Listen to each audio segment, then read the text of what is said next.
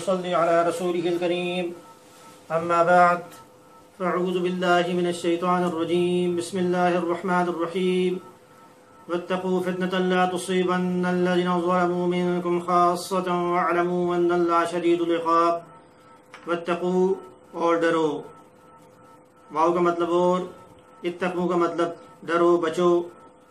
غزوہ بدر کا جو تذکرہ جاری ہے اس سے پہلے واقعات بیان ہوئے، پھر صحابہ کرام کو اطیعوا اللہ واطیعوا الرسول کا حکم دیا گیا، اور اس کے بعد یہ بات بتائی جا رہی ہے اور ڈرو فتنہ، اس فساد سے، اس وبال سے۔ فتنہ کا مطلب جو آزمائش کے لیے بھی آتا ہے، وبال کے لیے بھی آ رہا ہے، فساد کے لیے بھی آ رہا ہے۔ لا تصیبن، لا کا مطلب نہیں، تصیبن نہیں پڑے گا، لا تصیبن نہیں پہنچے گا۔ ظلموا ان لوگوں کو جو ظالم ہیں، منکم تم میں سے۔ ظلموا جو اردو میں بھی استعمال کرتے ہیں ظلم، تو ظلموا، اور اس سے پہلے الذین کا لفظ گزرا ہے وہ لوگ، تو الذین ظلموا وہ لوگ جو ظالم ہیں۔ من کا مطلب سے، کم کا مطلب تم سب، منکم تم میں سے۔ خاصہ خاص، اردو میں خاص کا لفظ استعمال کرتی ہیں، لیکن یہاں پر اس کا یہ مطلب ہو جائے گا کہ صرف ظالموں کو نہیں پہنچے گا، یعنی وہ جو وبال جو ہے، فتنہ جو ظلم ہو رہا ہے معاشرے میں، برائی ہو رہی ہے، اس کا وبال صرف ظالموں کو ہی تم میں سے نہیں پہنچے گا۔ وَعَلَمُوا علم سے نکلا ہے، وَعَلَمُوا اور جان لو، ان اللہ، ان یہ پہلے بھی میں یہ بات بتا چکا ہوں کہ ان اور انا جو ہے ان کا عمل کیا ہوتا ہے کہ اپنے بعد والا جو ان کا جو اسم ہوتا ہے اس کے آخری حرف جو ہوتا ہے اس کو یہ زبر دیتی ہیں، اللہ، تو اللہ زبر، اس کے بعد زبر آ گئی۔ ان اللہ شدید العقاب، سخت عذاب دینے والے ہیں۔ تو اس آیت کریمہ میں یہ بات بتائی جا رہی ہے جب معاشرے کے اندر کوئی برائی ہو تو اس کو روکنا، اس برائی کو ختم کرنا ہر مسلمان کا فرض ہے۔ جیسے عبداللہ بن عباس رضی اللہ عنہ نے یہ بات ارشاد فرمائی کہ جب معاشرے کے اندر ظلم ہو رہا ہو اور اس ظلم کو نہ روکا جائے، اس برائی کو نہ روکا جائے، تو اللہ پاک اپنا عذاب جو ہے سب پر مسلط کر دیں گے۔ جیسے ابو بکر صدیق رضی اللہ عنہ نے بھی اپنے خطبہ میں یہ بات ارشاد فرمائی کہ جب معاشرے کے اندر کوئی ظلم ہو رہا ہو اور باقی افراد جو ہیں اس کو ظلم کو نہیں روکیں گے تو قریب ہے کہ اللہ پاک اپنے اس عذاب میں جو سب کو مبتلا کر دیں۔ اس لیے آیت کریمہ میں بھی یہ بات ارشاد ہو گئی کہ کنتم خیر امۃ اخرجت للناس تأمرون بالمعروف وتنہون عن المنکر، کہ تم ایک بہترین امت ہو جو لوگوں کے واسطے لائے گئے ہو، تم نیکی کا حکم کرتے اور برائی سے روکتے ہو۔ اور حدیث میں بھی یہ بات ارشاد ہوئی کہ من رأى منکم منکرا فلیغیر بیدہ، کہ تم میں سے جو بھی برائی کو دیکھے تو اس کو اپنے ہاتھ سے روکنے کی کوشش کرے، اگر وہ ہاتھ سے نہیں روک سکتا تو اپنی زبان سے روکنے کی کوشش کرے، اگر زبان سے بھی نہیں روک سکتا تو پھر دل میں اس کو برا جانے۔ تو معاشرے کے اندر برائی کو ختم کرنا یہ ہر مسلمان کا فرض ہے۔ یا ایھا الذین آمنوا ان تنصروا اللہ ینصرکم، کیا ایمان والو اگر تم اللہ کی مدد کرو گے تو اللہ پاک تمہاری مدد کریں گے۔ تو اللہ کی مدد سے کیا مراد ہے؟ معاشرے کے اندر جو برائی کو ختم کرنا۔ اور سورۃ العصر میں بھی یہ بات ہے، الا الذین آمنوا وعملوا الصالحات وتواصوا بالحق وتواصوا بالصبر، حق بات کی تلقین کرنا، صبر کی تلقین کرنا۔ تو حق بات کی تلقین کرنا، معاشرے کے اندر جو ہے وہ برائی کو ختم کرنا، یہ ہر مسلمان کا فرض ہے، اگر نہ اس عذاب میں سارے مبتلا ہو جائیں گے۔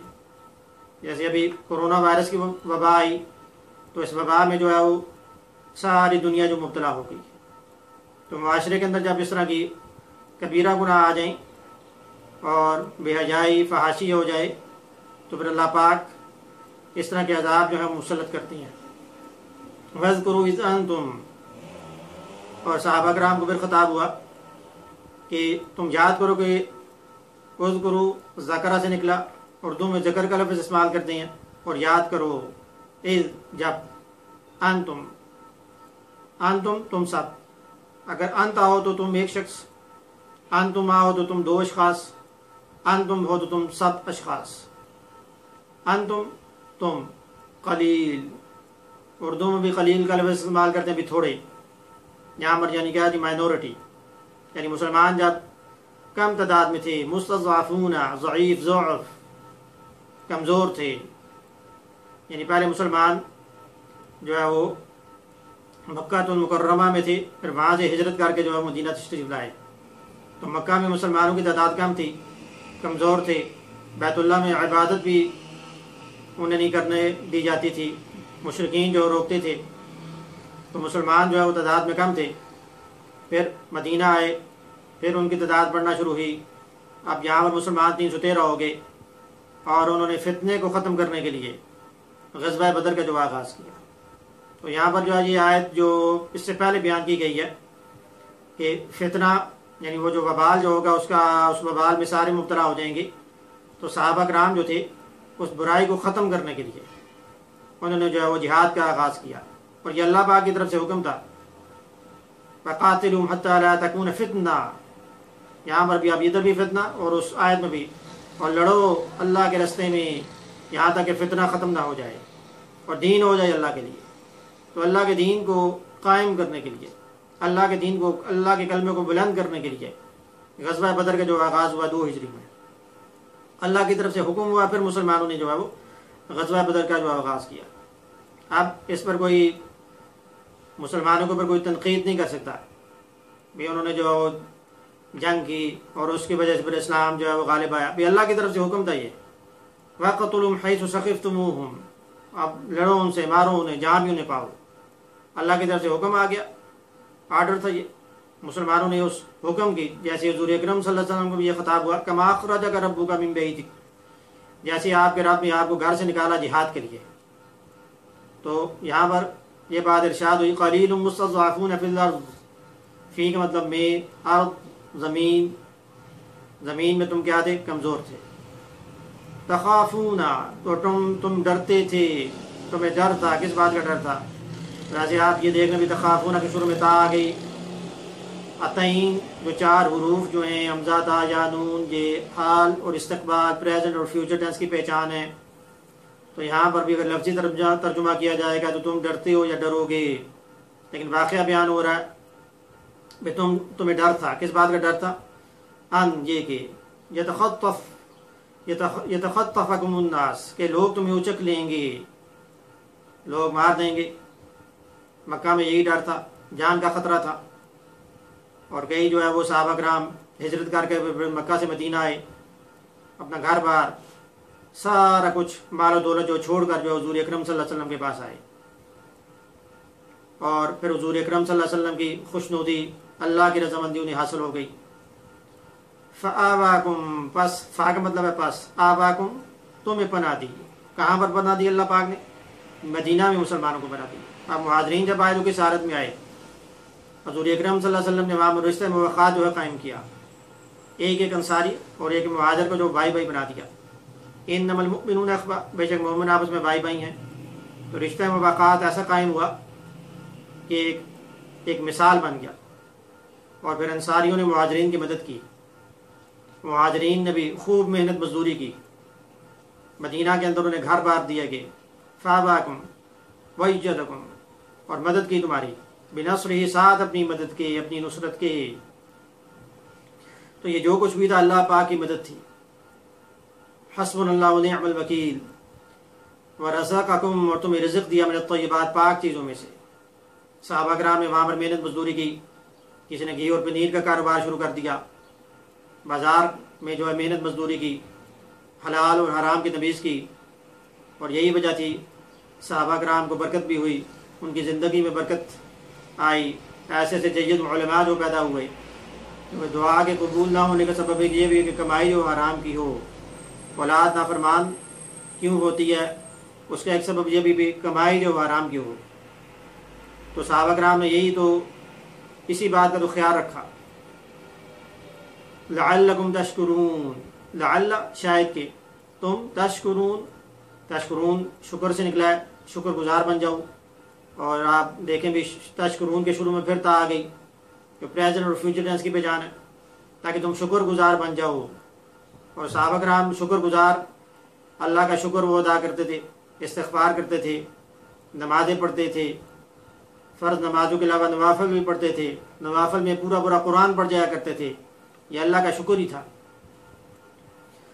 یہ راز کسی کو نہیں معلوم کہ مومن قاری نظر آتا ہے حقیقت میں ہے قرآن۔ بڑے بڑے جید علماء قراء حضرات جو ہے پیدا ہوئے، حضور اکرم صلی اللہ علیہ وسلم سے تعلیم حاصل کی۔ اس کے بعد یا ایھا الذین آمنوا ایمان والو لا تخونوا اللہ والرسول، لا نہیں تخونوا تم خیانت کرو، لا تخونوا نہ تم خیانت کرو اللہ اس کے رسول کے ساتھ، وتخونوا اماناتکم اور اپنی امانتوں میں بھی خیانت نہ کرو۔ یا ایھا الذین آمنوا لا تخونوا اللہ والرسول وتخونوا اماناتکم وانتم تعلمون، وانتم اور تم، تعلمون تم جانتے ہو۔ اس میں بھی اب ایک واقعہ آ رہا ہے، حضور اکرم صلی اللہ علیہ وسلم نے جب بنو قریظہ کا محاصرہ کیا، 21 روز تک آپ نے محاصرہ کیا۔ اس کے بعد وہ جو لوگ جو تھے انہوں نے حضور اکرم صلی اللہ علیہ وسلم سے درخواست کی بھی ہمیں شام جانے کی اجازت دے دی جائے۔ آپ صلی اللہ علیہ وسلم نے یہ ارشاد فرمایا کہ سعد بن معاذ رضی اللہ عنہ سے جو ہے وہ آپ مشورہ کر لیں، جو بھی فیصلہ ہو ہم اس پہ راضی۔ تو انہوں نے کہا بھی ابو لبابہ رضی اللہ عنہ کا آپ یہ اختیار دیں، وہ ہم سے جو ہے وہ بات چیت کریں۔ ابو لبابہ رضی اللہ عنہ جو تھے آپ کے بنو قریظہ میں رشتہ دار بھی تھے، فیملی بھی تھی، تو انہوں نے جو ان سے بات چیت کی اور انہوں نے آپ سے پوچھا کہ کیا اگر ہم آپ کی بات مان جائیں تو پھر ہمیں کیا امن ملے گا؟ تو انہوں نے اپنا ہاتھ جو تھا وہ گردن پر پھیر کے کہا کہ بھئی مارے جاؤ گے۔ تو بعد میں انہیں یہ احساس ہوا کہ میں نے حضور اکرم صلی اللہ علیہ وسلم سے خیانت کر دی ہے، میں نے راز کو فاش کر دیا ہے، اور پھر انہوں نے اپنے آپ کو مسجد نبوی کے ستون کے ساتھ باندھ دیا، 7 روز تک باندھے رکھا، اور ان کے گھر والے ان کے لیے کھانا لے کر آتے تھے، لیکن کہتے میں کھانا نہیں کھاؤں گا جب تک کہ رسول اللہ صلی اللہ علیہ وسلم جو آ کر خود مجھے کھول نہ دیں، مجھے معاف نہ کر دیں۔ پھر بعد میں وحی کا نزول ہوا، حضور اکرم صلی اللہ علیہ وسلم نے آ کر انہیں کھولا اور انہیں معاف فرما دیا۔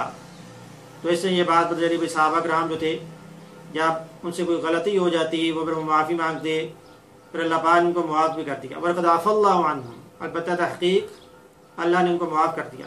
اور ایک اور جگہ یہ ارشاد ہوا رضی اللہ عنہم ورضوا عنہ، اللہ پاک ان سے راضی اور وہ اللہ سے راضی۔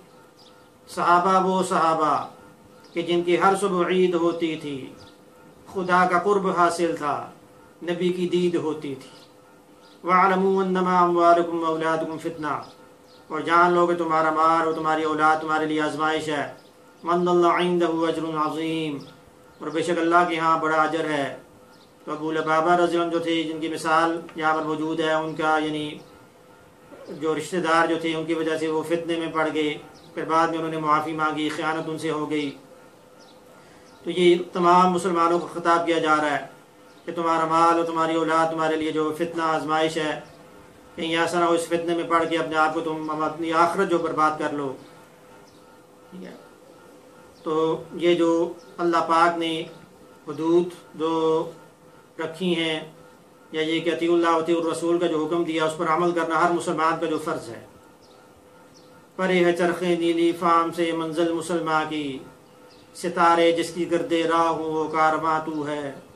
تو سورۃ الانفال کا درس ابھی جاری ہے، تو آپ حضرات پابندی کے ساتھ یہ درس سنیں اور زیادہ سے زیادہ یہ ویڈیو شیئر بھی کریں، اس کو لائک بھی کریں، سبسکرائب بھی کریں، اور اسلام کی تبلیغ کے لیے جتنا آپ اس کو شیئر کریں گے اتنا ہی آپ کو بھی ثواب ملے گا، صدقہ جاریہ آپ کے لیے ہو جائے گا۔ تو اللہ پاک عمل کی توفیق عطا فرمائیں، کیونکہ عمل سے زندگی بنتی ہے، جنت بھی جہنم بھی۔ یہ خاکی اپنی فطرت میں نہ نوری ہے نہ ناری، وما علینا الا البلاغ المبین۔